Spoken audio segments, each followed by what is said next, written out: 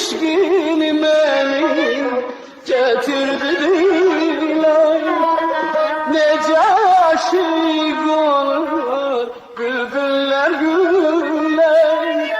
Hasret çektim, seni sevdim, gönül verdim.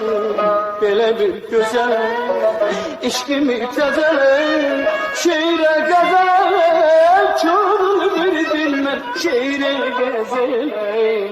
Böyle bir güzel işkimi tezele, şehre gazel, gönül verdim ben şehre gezele.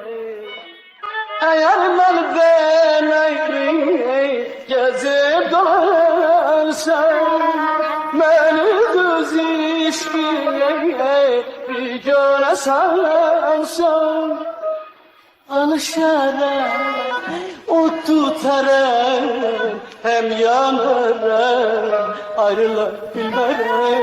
Sensiz ben gözlerim, gönlümü kırmarım, senden özge gönül vermerim.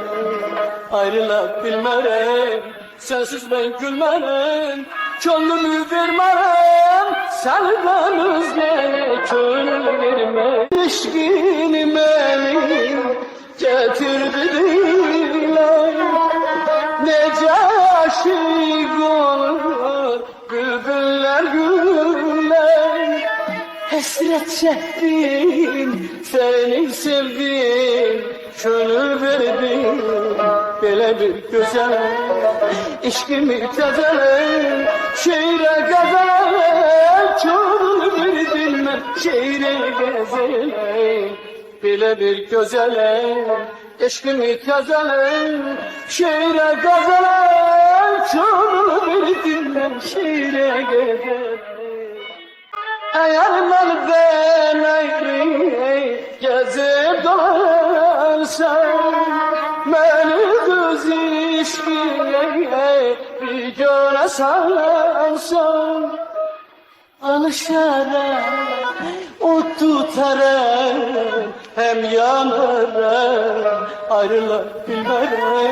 Sensiz ben gözlerim, gönlümü kırmarım, senden özge gönül vermerim.